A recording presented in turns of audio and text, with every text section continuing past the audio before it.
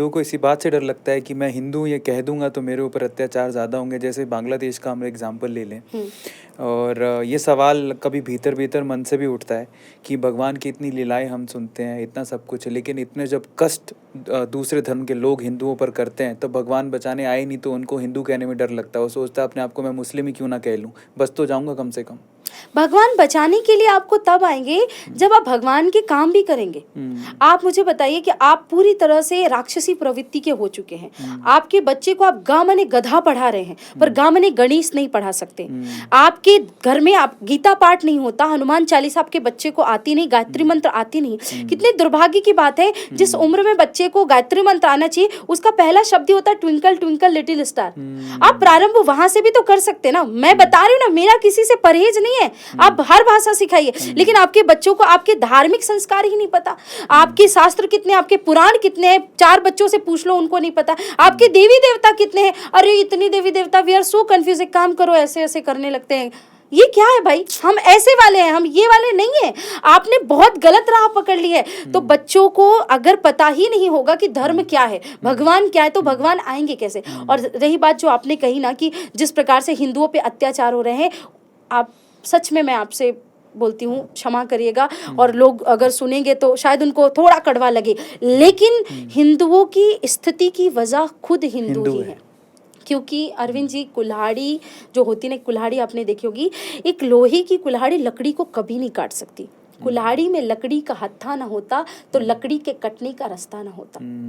आप सोचो, जयचंद जैसे लोगों ने, इन सेक्युलरिज्म के शिकार लोगों ने हमको सबसे ज्यादा नोचा है।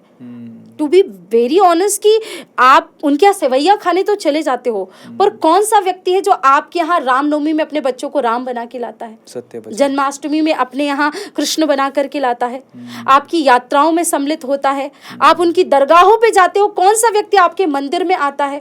मुझे इस बात से इतनी तकलीफ होती, इतनी कष्ट होती, और साथ साथ में लोग स्वार्थ सिद्धि के लिए जुड़ने लगे हैं कि भाई ये वाला हमारे भगवान ने पूजा हमारी स्वीकार नहीं की तो हम इस पीर बाबा क्या चले जाते, पूरी हो जाती है। ऐसा बिल्कुल भी नहीं है, एक कर्म है। आप थोड़ा पढ़ो अपने शास्त्रों को, जब जिस चीज का समय होगा तभी आपको मिलेगा। वो आपका कर्म था, उस समय आपको मिलना। इस दुनिया में भगवान स्वयं भी अपने कर्म को लेख नहीं बदल पाए, आपके कर्म के लेख को कैसे बदलेंगे। आपने जो कर्म किया वो आपको भुगतना पड़ेगा। तो हिंदुओं के पतन का कारण स्वयं हिंदू हैं, उनको इस बात को समझना होगा। क्योंकि हमारे यहाँ जान देने वाले, दुख की बात है ना, क्षमा करिएगा, कि गांधी जी ने जो चरखा चलाया उसकी रस्सी हमने सुरक्षित करी है, मैं उसको प्रणाम करती हूँ। पर भगत सिंह जिस फांसी के फंदे पे झूले, वो रस्सी कहाँ गई, है ना। तो हम भगत सिंह को भूल गए, हम सुभाष चंद्र बोस को भूल गए, हम विवेकानंद की बातों को भूल गए। हमको बस ये याद है कि कोई एक साधु गया था अमेरिका में, उसने इतिहास रच दिया, लेकिन उस इतिहास के पहले कितने कष्ट उन्होंने झेले वो किसी को नहीं पता है। छत्रपति शिवाजी महाराज की जय, इतना बोलने से कुछ नहीं होगा। शिवाजी ने किया क्या है, महाराणा प्रताप ने क्या किया, वो जानना पड़ेगा। यहाँ तो एक घोड़े में भी हिंदुत्व होता था जिसने अपने स्वामी के लिए हंसते हंसते प्राण दे दिए।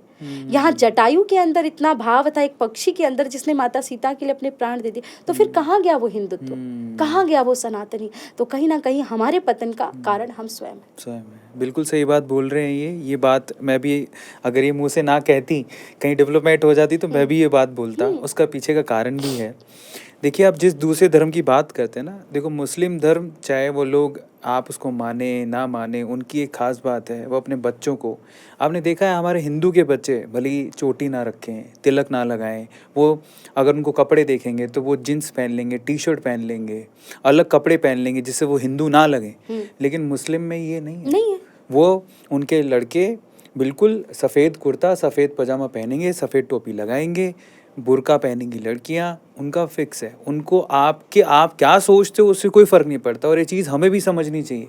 हम मंदिर नहीं, हमारी बहनें मंदिरों में कैसे कपड़े पहन के उनके यहाँ तो लड़का भी अगर जाएगा उनके यहाँ मस्जिद में तो फुल ड्रेसअप होके उनके ड्रेस में जाएगा। हमारे यहाँ की लड़कियों को अगर बोलो कि मंदिर में ये कपड़े मत पहन के जाओ, तो वहाँ तो फिर फेमिनिज्म चालू हो जाता है उनका। सही बात है, वो गलत है। और ऐसी कट्टरता बेसिकली हिंदुओं को उनसे सीखनी चाहिए कि आप भी तो अपने धर्म के लिए कट्टर बनिए। बिल्कुल। और अगर आप बनेंगे और अगर ये शिक्षा होती तो शायद वो इतने हावी ना हो पाते। बिल्कुल।